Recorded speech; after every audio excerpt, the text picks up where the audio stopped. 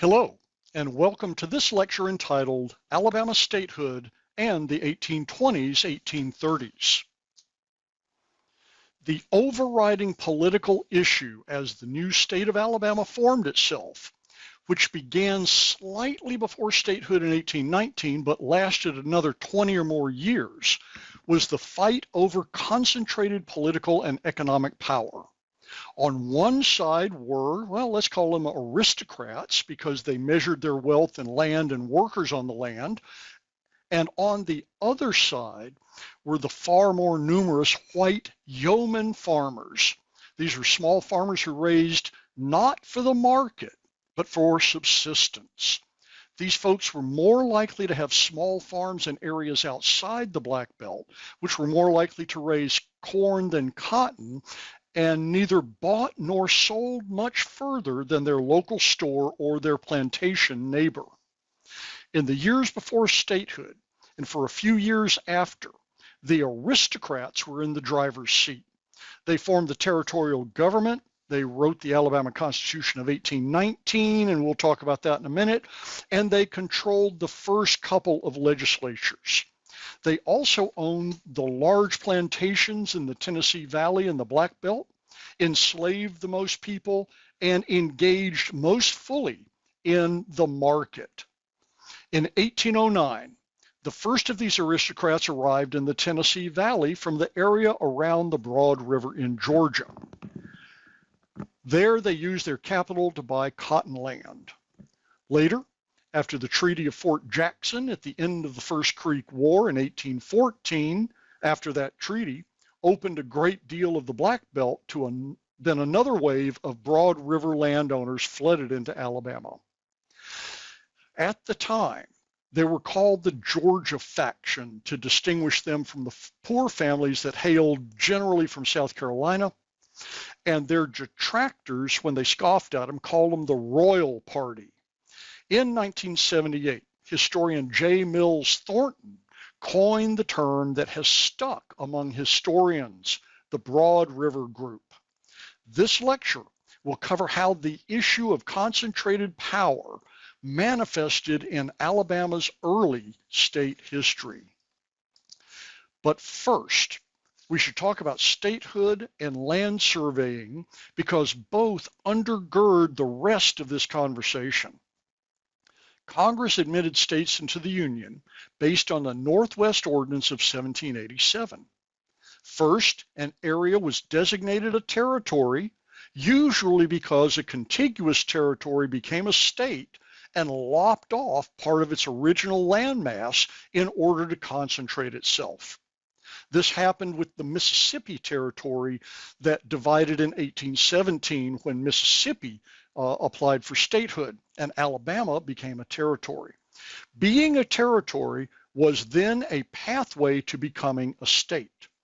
Only after the U.S. acquired Cuba, Puerto Rico, and Guam as territories in the early 20th century did being a territory not include a definite pathway to statehood. When a territory had fewer than 5,000 free white male inhabitants, Congress appointed a governor, 3 judges, and other officials. Once the territory gained over 5,000 free white male inhabitants, it could elect a representative body to help govern and apply for statehood. When a territory gained 60,000 total inhabitants, it could apply to Congress to be admitted to the Union, and Congress's mechanism was a joint resolution. One requirement was that a territory have a constitution. We will talk about this constitution in just a minute. But first, let's talk about the meaning of the 16th section.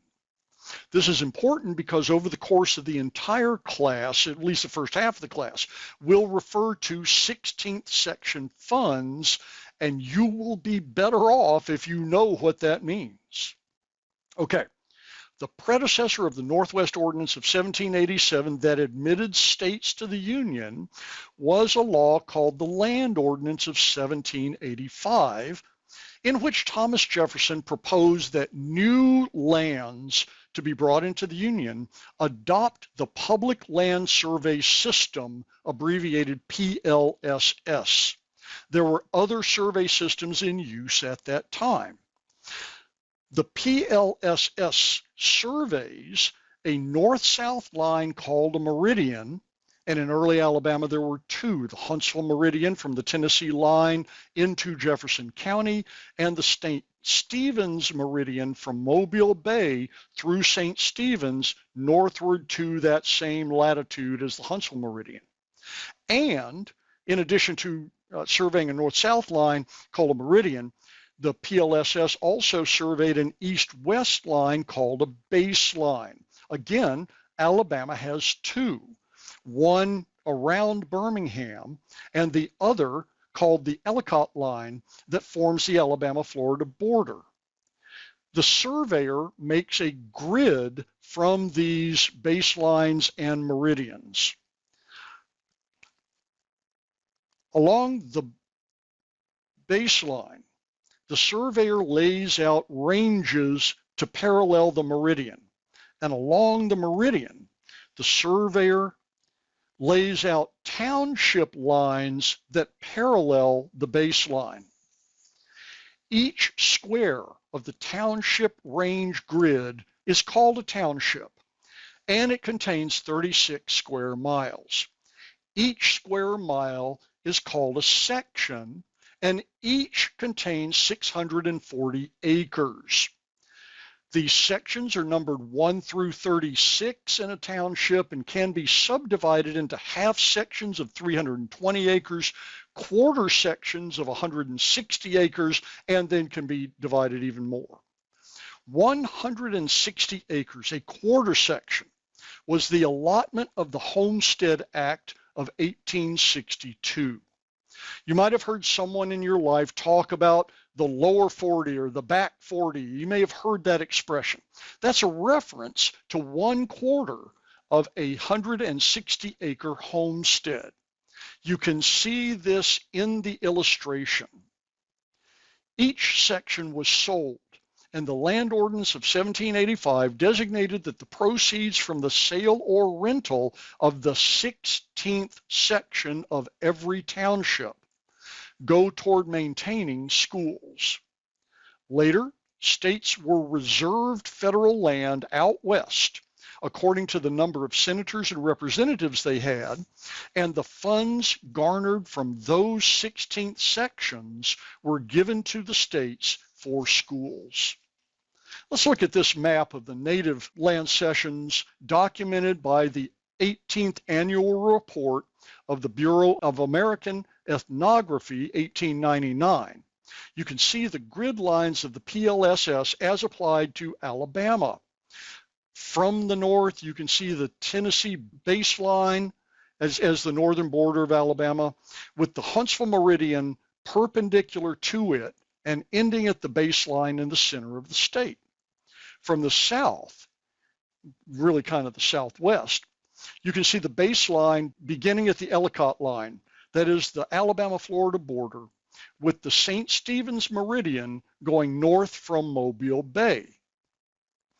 Each square is a township containing 36 sections. Now those along the central baseline and those along each of the borders might not contain 36 sections because of survey problems. Or each section is 1 square mile and it's 640 acres. Congress required territories that were applying for statehood to submit a constitution. So Alabama created a 44-delegate convention that met in Huntsville from July 5th to August 2nd, 1819 to write ours. As Leroy Atkins writes in Alabama, The History of a Deep South State, it's easier for a large group to debate than to create. So the convention appointed a committee of 15 to make a draft. All 15 were identified with the Broad River Group. What emerged from the convention itself was considered one of the most liberal constitutions in the U.S. at the time. It dispersed power and authority rather than concentrating them. Liberal provisions included legislative apportionment based on white population. Now today, we would consider this to be an extremely conservative position, but then the federal constitutional ratio of counting the enslaved as 3/5 of a person for legislative apportionment concentrated power in the hands of whites in areas of significant slaveholding. The Constitution of 1819 in Alabama created a weak governor and a strong legislature, the voice of the people such as it was. Governors had to run every 2 years and could only hold office for 2 terms. Gubernatorial vetoes could be overridden by a simple majority. The U.S. and Alabama now require a supermajority, either 3/5 or 2/3 of the legislature, to override a veto. The people elected the governor directly rather than the legislature electing the governor. Additionally, the Constitution allowed universal white male suffrage without tax, property, or militia service qualifications, and did not require a belief in God for the people or for office holders. The Constitution allowed slavery, but required enslavers to treat enslaved people humanely. This again is repugnant to us, and it seems reactionary to us today. But having this kind of language in a constitution at that time really was remarkable. The conservative provisions that remained from the Committee of 15 draft included lifetime appointments of judges, appointment by the legislature of most county officials, sheriffs were elected, and a real signifier, the convention did not submit the Constitution to the people for ratification. They submitted it directly to Congress with the statehood application. Congress admitted Alabama to the Union as a state on December 14, 1819. In the Congressional Gentleman's Agreement to maintain balance between slave and free states, Congress paired Alabama's admission with that of the state of Maine. Let's look now at some specific political issues in Alabama in the 1820s and into the early 1830s, the era when Alabama was setting itself up as a state. Remember, we said that the overarching political issue in Alabama at the time was statehood, or rather at the time of statehood, was the battle between those who wanted to concentrate power and those who wanted to disperse it. Banking was a source of economic power, but also of political power.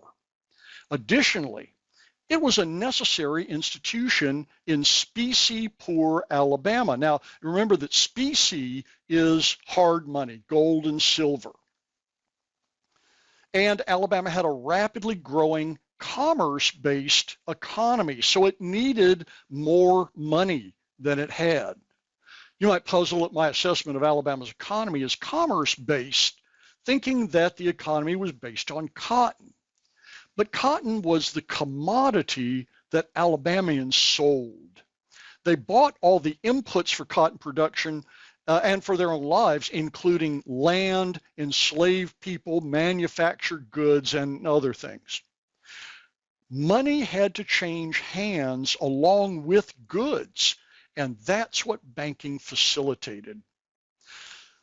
The territorial legislature chartered 3 early banks. The first of these was the Tom Beckby Bank, controlled by, oddly enough, Israel Pickens, who later became governor by championing the poor and the yeomanry and in getting the Huntsville Bank under control. That Huntsville Bank was also chartered in 1818, officially named the Planters and Merchants Bank. It controlled much of the currency in North Alabama. This bank ceased redeeming its notes in specie because the panic of 1819 made money really tight. But it kept issuing notes. This is a bad banking practice. They were worth less and less and less in hard money. This is called depreciation. And nowadays we might call it currency inflation. But the state, in appalling bad practice, continued to accept the banknotes of the Huntsville Bank for land purchases and for tax payments. The bank, in another appallingly bad practice, continued to make loans to its friends on little or no collateral, bigger loans than what the collateral covered. Now, the most prosperous and the longest lasting of the first banks in Alabama was the Bank of Mobile, also chartered in 1818. It weathered financial storms and was both roundly loved and roundly hated. There were other banks, mostly non-chartered private lenders who issued their own notes, but the Bank of Mobile was the linchpin of financing in the port city. And now this business of issuing notes, you have paper money, and those are notes. Paper money is notes, a fiat currency that stands for something else. And there was not the kind of currency control that we have in the modern US. The federal government issues currency. But before it began doing that in the 20th century, anybody could issue currency. And it just depended on who would take it as how much it was worth. Weird, huh? The political issue about banks in early Alabama wasn't about how well they were run. They were all badly run, and they were all dangerously close to failing because banking theory and practices were not particularly well developed. And there was almost no regulation to keep banks from their worst practices. In the grand tradition of commercial capitalism, the only check on banking practices was failure of the bank, and bank failures usually hurt everyone. The issue wasn't how badly or well they were run. The issue was who profited. And the remedy for people who despise these private banks or these chartered banks was to create a state bank that, though it was going to be run just as poorly, at least the profit went to the people. The point here is that the state needed an institution to hold and distribute its funds. So the 1823 legislature chartered the Bank of Alabama that began operating in 1824. This was all caught up in the battle between the yeomanry, led oddly enough by banker and planter Israel Pickens, and the Royal Party Georgia faction Broad River group, who controlled the Huntsville Bank in particular. Problems again were triggered by the Panic of 1819, just as Alabama became a state. The Panic of 1819 was across the entire United States, and because of that panic, the Huntsville Bank stopped specie redemption. It refused to redeem its notes for its gold and silver. The fight over chartering the state bank and then over withdrawing the charter of the Huntsville Bank spelled the end of the power of the Broad River group. They retreated to build their economic empires rather than their political power in the state, and at least for the time being, the yeomanry had won. The state bank was capitalized at $200,000, with half coming from deposit of the state's 16th section funds, deposit rather than using them to build schools, and the other half, the other 100,000, coming from the selling of state bonds. In the early 19th century, bonded indebtedness was second only to currency speculation in dishonorable shenanigans in people's minds. While the Bank of Alabama was getting started, the Bank of the United States began making inroads, first at Mobile. The Bank of the U.S., called the BUS, competed with both the Bank of Alabama and the Bank of Mobile. It had substantially more capital, so locals might have thought of the BUS as people today think of Walmart. It moves into a new area, and Walmart's power and reserves can drive local businesses out of practice fairly easily. People in Mobile, then later in Huntsville, both wanted the BUS to come in to help expand the currency, and they didn't want them to come in because they were afraid that the power of the BUS would overwhelm both the Bank of Alabama and the local banks. Now, the issue of states' rights, which became so important in mid-century, was another important issue in early Alabama statehood history. It began in the 1820s and the 1830s, and it began as an impulse rather than as a program. States' rights, by one name or another, had been swirling under the surface of U.S. politics since the very beginning, and even during the War of 1812, the Federalist Party in New England considered seceding from the Union. The success of the U.S. in the War of 1812 and the failure of the Federalist Party to gain adherents led to the demise of the Federalist Party and the beginning of the so-called era of good feelings.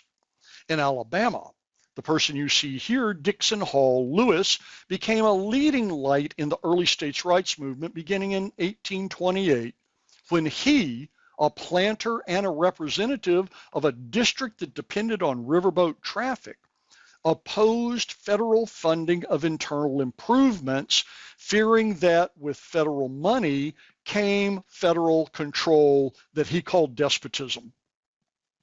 Lewis specifically campaigned against a river and harbor dredging act. That was the internal improvement that he opposed. And the way he did this was to go into the back country and campaign with farmers who did not ship by boat. But the cleavage that led to the second party era in U.S. political history, as well as the quickening of states' rights, hinged on, you guessed it, Andrew Jackson. Jackson was well liked in Alabama by a less than clear combination of planters on one hand and poor farmers on the other. Jackson lost the 1824 presidential campaign to John Quincy Adams, who he accused of stealing the election in a, quote, corrupt bargain, unquote, with Henry Clay of Kentucky. Jackson campaigned for the 1828 election for 4 full years against both the corrupt bargain and also against Adams' federal policy, like creating a national observatory paid for by the federal government or creating a national university paid for by the federal government. A couple of examples there. Jackson also campaigned against Henry Clay's so-called American system that centralized economic power and policy in Congress rather than out in the states. Many wealthy Alabamians opposed Jackson and they migrated over to the Whig Party eventually. Whereas some other wealthy Alabamians, like Israel Pickens, as well as poor farmers, became pro-Jackson and became the base of the emerging Democratic Party. But that emerging Democratic Party base began to split over John C. Calhoun's doctrine of interposition that created the so-called nullification crisis in 1832 and 1833. Aimed at the new tariff, Calhoun's doctrine of interposition said that states could simply refuse to enforce federal laws. At the time, Calhoun was Jackson's vice president. Calhoun's stance pushed states' writers in the Democratic Party into forming a wing of that party. Jackson himself held firm that federal laws superseded state intervention. He was both staunch about this and staunchly pro-union. But the nullification crisis was a weak problem in Alabama, where tariffs had less effect on most people than they did elsewhere because most of Alabama did not trade in the market, where tariffs were a tax. What really divided this nascent Democratic Party in Alabama into states' writers and unionists, and that's a little firm even calling them that at this time, was Jackson's handling of creek removal. Now, a reminder that though we talk about the Cherokee's Trail of Tears and we know about the Choctaw and the Chickasaw that were in Alabama, the Creeks were the dominant native nation. We'll see a map in the next slide, but from 1814 to 1830, the Creeks had ceded most of their land in Alabama and in Georgia. The Indian Removal Act of 1830, a U.S. law championed by Jackson, led to treaties with the nations, beginning with the Choctaw Treaty of Dancing Rabbit Creek in 1830. The Chickasaw signed the Treaty of Pontotoc Creek in 1832, and the Cherokee signed the Treaty of New Eshota in 1835. These treaties provided land west of the Mississippi to natives who would move there. In Alabama, the Creek Treaty of Casita, signed in 1832, gave Creeks a choice. They could have land in the Trans-Mississippi West, or they could stay. Those who stayed were allowed to choose a parcel of 320 acres, a half section, on which they could homestead, and they were guaranteed that they would be unmolested. The remaining land of the cession, after all of the Creeks who wanted the half sections got them, would be sold to homesteaders and speculators. Creeks were allowed at least a year to decide and choose their land before whites were allowed to register any land claims and any land sales. But of course, squatters and speculators refused to wait, and violence ensued. Some of this violence was Creeks protecting their rights. Other violence was from one group, the Creeks or the whites, trying to drive the other group off of the land that they had claimed. U.S. soldiers from Fort Mitchell, near present-day Phoenix City, were charged to keep the peace, but they were too small a force and they were overwhelmed, and they themselves were violent. In one incident of violence, for example, they tried to clear squatters from Irvington, now called Eufaula, by burning their small village. And in another incident, they tried to pry a true scoundrel, a man named Hardeman Owens, off of his squat. But in doing so, a soldier killed him. This killing of Hardeman Owens, this Hardeman Owens affair in 1832, became a cause célèbre of white squatters and their supporters.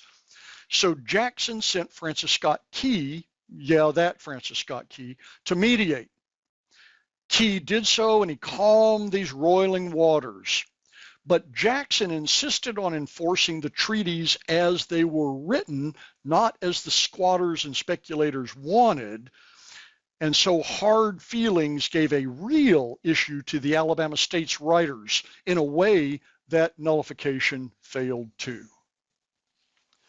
This slide shows a map of the Creek Cession of 1814 from the Treaty of Fort Jackson in stripes. All of that land in stripes going from upper left to lower right is what the Creeks ceded in Alabama and Georgia in 1814.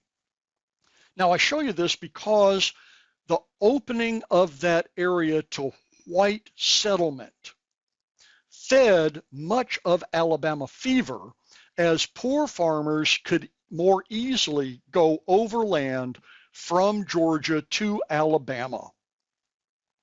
The Creek territories east of the Alabama-Georgia line was all ceded from 1817 to 1827, mostly in two treaties, the Treaties of Indian Springs of 1821 and the Second Treaty of Washington, 1826.